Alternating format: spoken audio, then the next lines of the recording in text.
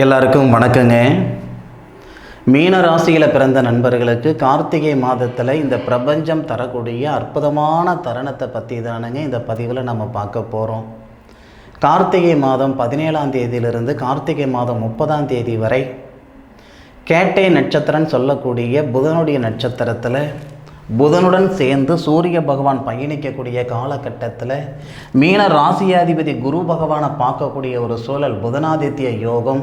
இந்த தருணத்தில் மீனராசியில் பிறந்த நண்பர்கள் ஆணாக இருந்தாலும் சரி பெண்ணாக இருந்தாலும் சரி வாழ்வாதாரத்தில் மிகப்பெரிய மாற்றங்கள் தரக்கூடிய ஒரு தருணமாக இந்த பிரபஞ்சம் இருக்கும். அதை பற்றி தானுங்க ஆதாரபூர்வமாக இந்த பதிவில் நம்ம பார்க்க போகிறோம்.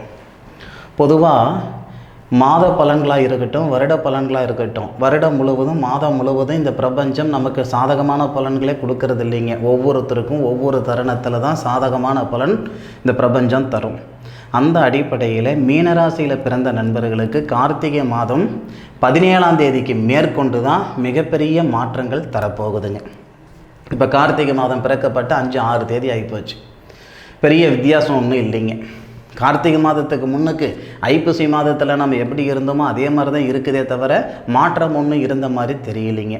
கார்த்திகை மாதம் 17ஆம் தேதி, அதாவது சூரிய பகவான் சொல்லக்கூடிய ருணரோக சத்துருஸ்தானாதிபதி 9வது பாவகத்தில் சனி பகவானுடைய பார்வையிலையும் குரு பகவானுடைய பார்வையிலையும் அதுபோக புதனுடன் சேர்ந்து புதனாதித்ய யோகமாகவும் புதன் வக்கர நிவர்த்தி ஆயிட்டு சூரிய பகவானுக்கு சாரம் கொடுத்து புதனும் தன்னுடைய சுயசாரத்தில் சஞ்சாரிக்கக்கூடிய காலகட்டம் மீனராசி நண்பர்களுக்கு அற்புதமாக இருக்கும், ஆனந்தமாக இருக்கும். என்ன சார் ஆதாரம்? மீனராசிக்கு 7வது பாவகத்துக்கு அதிபதி திருமண ஸ்தானாதிபதி புதன் தானுங்க. சுபஸ்தானாதிபதின்னு சொல்லக்கூடிய மண்மனை, அதுபோக வாகனம், தாய் ஸ்தானம், இந்த இடத்துக்கெல்லாம் அதிபதி புதன் தானுங்க. அப்பேற்பட்ட புதனுடைய வீட்டை மீன ராசியாதிபதி குரு பகவான் பார்க்கக்கூடிய ஒரு சூழல். குரு பகவான் இருக்கிற இடத்துலேருந்து 5வது பார்வையாக மீன ராசிக்கு 7வது பாவகத்தை குரு பகவான் தன்னுடைய ராசிநாதன் பார்க்குறார். அது மட்டும் இல்லை, மீன ராசியாதிபதி யோகமாக இருக்கக்கூடிய தருணத்தில் குருவுடைய பார்வை வாங்குவார். மீன ராசியாதிபதி குருவுடைய பார்வை, குரு புதனை பார்க்கக்கூடிய தருணத்தில் புதனும் குருவை பார்ப்பார். இந்த ஒரு சூழலால் மன வாழ்க்கையில் இருக்கிற சங்கடங்கள் சரியாக போகுது. மன வாழ்க்கை நடக்காமல் நிறைய நண்பர்களுக்கு தாமதமாக இருக்குதுங்க. நாகதோஷம் சொல்லியிருக்காங்க, செவ்வாய் தோஷம் சொல்லியிருக்காங்க, தாரதோஷம் சொல்லியிருக்காங்க. ஐயா, எந்த தோஷமாக இருந்தாலும் சரிங்க, உங்கள் ஜாதக ரீதியாக என்ன சிக்கல் இருந்தாலும் சரிங்க, இது வரைக்கும் நான் போகாத கோவில் குளம் இல்லைங்க, பண்ணாத பரிகாரங்கள் இல்லைங்க, எங்கே நான் ஆரம்பிச்சனோ அதே இடத்துல நான் நின்றுக்கிட்டு இருக்கிறேனுங்க அப்படின்னு வருத்தத்தில் இருக்கிறவங்களாக இருந்தாலும் சரி, கார்த்திகை மாதம் 17 தேதிக்கு மேற்கொண்டு கட்டாயம் திருமணத்தில் இருக்கிற தடைகள் சரிப்படுத்தக்கூடிய தருணமாக இந்த பிரபஞ்சம் ஒரு யோகத்தை மீனராசி நண்பர்களுக்கு தரப்போகுது. அது மட்டும் இல்லைங்க, மனவாழ்க்கை நடந்து நிம்மதி சந்தோஷம் இல்லாத நண்பர்களுக்கு நிச்சயமாக இந்த தருணத்தில் நிம்மதியும் சந்தோஷமும் உருவாக்கி கொடுக்கக்கூடிய ஒரு சூழல் ஏற்படுத்தும். நிரந்தரமாக பிரிஞ்சு போயிட்டங்க அப்படின்னா மறுமணத்துக்குண்டான ஒரு அமைப்பு ஏற்படுத்திவிடும். இந்த நேரத்தில் நம்ம என்ன தான் லட்சமாக காசு பணம் சம்பாதிச்சாலும் நிம்மதி சந்தோஷம் மன வாழ்க்கையில் இருக்கணுங்க. மன வாழ்க்கையில் நிம்மதி சந்தோஷம் இல்லைன்னா வாழ்ந்துக்கிட்டு இருக்கிற வாழ்க்கையே 10 காசு பிரயோஜனம் இல்லையா? அதே மாதிரி எதிர்பார்ப்புகள், எல்லாருக்குமே எதிர்பார்ப்புகள் இருக்க தான் செய்யுது. எதிர்பார்ப்புகள் இல்லாதவங்க யாருமே இல்லை. ஒவ்வொருத்தருக்கும் ஒவ்வொரு விதத்தில் எதிர்பார்ப்புகள் இருக்கும்.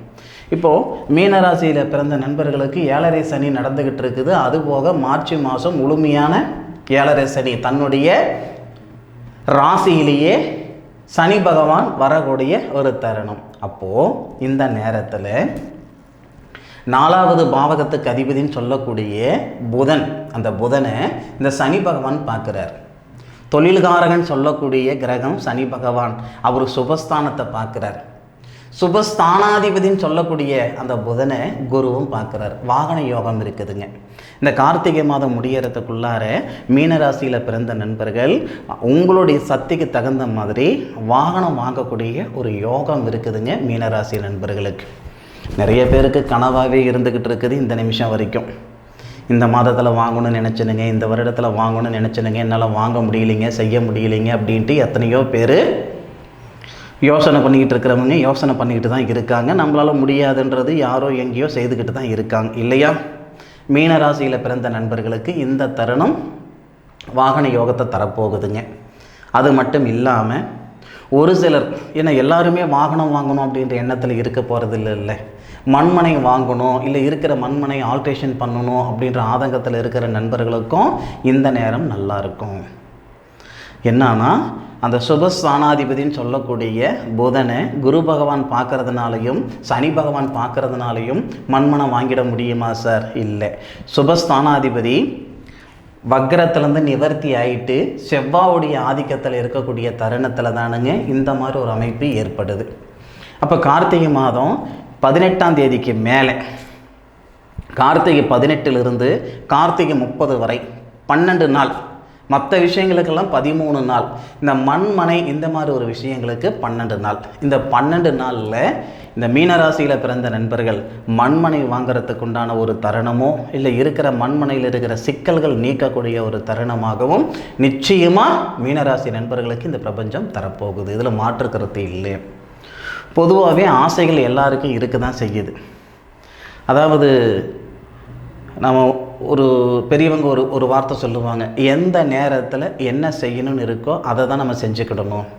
நினச்ச நேரத்தில் நம்ம பட்டம் பார்த்து பயிர் செய்கின்ற மாதிரி நினச்ச நேரத்தில் நினச்ச செயல் செஞ்சிட முடியாதுன்ட்டு ஒவ்வொரு விஷயத்துக்கும் இந்த பிரபஞ்சம் ஒரு நேர காலத்தை கொடுக்க போகும். அப்போது மீனராசியில் பிறந்த நண்பர்களுக்கு இந்த தருணம் நிச்சயமாக சிறப்பாக இருக்கும். நல்லது நடக்கிறதுக்கு 1 வருஷம் தேவையில்லைங்க, 6 மாதம் தேவையில்லைங்க, 1 மாதம் தேவையில்லைங்க, 1 நிமிஷம் போதுமானது நம்மளுடைய எதிர்பார்ப்புகள் பூர்த்தி அடைகிறதுக்கு.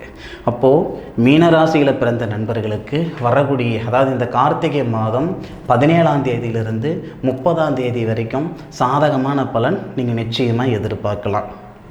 அது மட்டும் இல்லாமல் இந்த குடும்பஸ்தானாதிபதினு சொல்லக்கூடிய ஒரு கிரகம் இருக்கு இல்லைங்களா, அவர் யாருன்னா செவ்வாய். 5வது பாவகத்தில் புத்திரஸ்தானம் பூர்வீகஸ்தானத்தில் இருக்கக்கூடிய தருணத்தில் சுக்கிரனுடைய பார்வை இதே 17ஆம் தேதியிலிருந்து வாங்குவார். அதே மாதிரி சனி பகவானுடைய சாரத்தில் வேற இருக்கார் செவ்வாய். இந்த தருணத்தாலையும் நிச்சயமாக மீனராசி நண்பர்களுக்கு ஒரு சில மாற்றங்கள் ஏற்படுத்த தான் போகுது இந்த பிரபஞ்சம். இதில் மாற்று கருத்து கிடையாது. சரிங்களா? முடிஞ்ச அளவுக்கு இந்த தருணத்தை வாகனம் வாங்குகிற மாதிரி ஒரு எண்ணங்கள் இருந்தாலும் சரி, இல்லை திருமணத்தில் இருக்கிற தடைகளை நீக்கிக்கணும் அப்படின்ற ஒரு எண்ணங்கள் இருந்தாலும் சரி, இப்போ நான் சொன்ன விஷயங்கள் மனசில் வச்சுக்கிட்டு அந்த செயல் செய்கிறதுக்கான முயற்சி எடுங்க. நிச்சயமாக நீங்கள் ஒரு படி முன்னுக்கு வச்சிங்கன்னா இந்த பிரபஞ்சம் 10 படி உங்களுக்கு முன்னுக்கு தள்ளும். இதுக்கு முன்னாடி நம்ம எப்படி இருந்தோம்னா 4 படி ஏறணும்னா 10 படி சரிஞ்சோம் இறங்கணும். ஆனால் இன்றைக்கி ஒரு படி நீங்கள் முன்னுக்கு போங்க, இந்த பிரபஞ்சம் 10 படி உங்களுக்கு முன்னுக்கு தள்ளும். அந்தளவுக்கு கார்த்திகை மாதம் 17ஆம் தேதியிலிருந்து மீனராசியில் பிறந்த நண்பர்களுக்கு ஒரு அருமையான யோகத்தை தரக்கூடிய ஒரு தருணமாக இந்த பிரபஞ்சம் இருக்குது. அனுபவித்து சொல்லுங்கள், ஆராய்ஞ்சு நான் சொல்லியிருக்கேன். இந்த பதிவு மீனராசியில் பிறந்தவங்களுக்கு பயனுள்ளதாக இருக்கும் அப்படின்னு நான் நம்புகிறேனுங்க.